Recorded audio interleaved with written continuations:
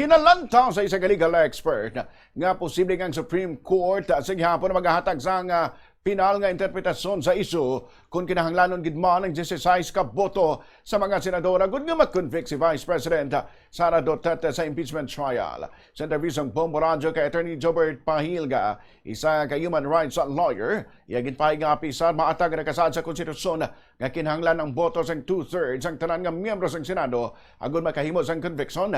Nagapabiling nga bukas ini sa nagkalain-lain nga interpretasyon sa mga tinaga nga all the members of the Senate.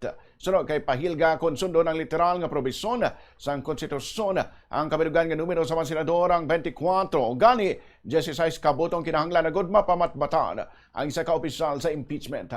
Apang ginsiling ni Pahilga nga may mga constitutional experts nga nagaduso sa ibang interpretasyon nga ang pag-isip sang 2/3 vote among mga senador lamang nga wala sang legal nga upang sa pag-entra kag pagboto sa impeachment proceedings. Bangod sinigin pahig ni Pahilga nga isa ini ka isu nga konstitutional nga mahimo maglabot sa Korte Suprema nga mong may gahom nga maghatag sang final nga interpretasyon sa mga probisyon sang konstitusyon sa tion nga formal nga mapasaka sa pinakamataas nga hukmanan ang nasabit nga issue. Constitution provides that to convict, senator judges must obtain at least 2/3 vote or 16 of all, ambal sa Constitution, of all the members of the Senate. So, all members of the Senate is 24, 2/3 of 24 is 16. But there are other views, no? Sila din Santa Maria, yung ibang mga constitutionalist, may ara sila nga mga views nga 2/3 of all means kung sino lang ang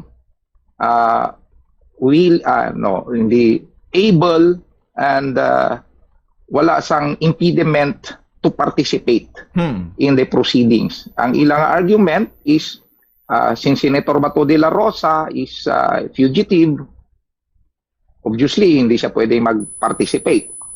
Then since si Senator Marcoleta and si Senator Jinggoy Estrada are under detention because of plunder, they cannot also participate because may ara sila nga suspension.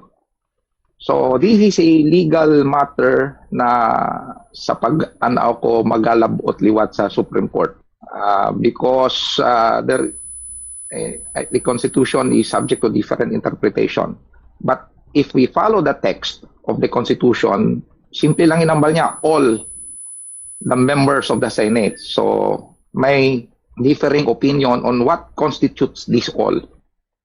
Ang gabain sang pagpatag ni Attorney Jobert Pahilga.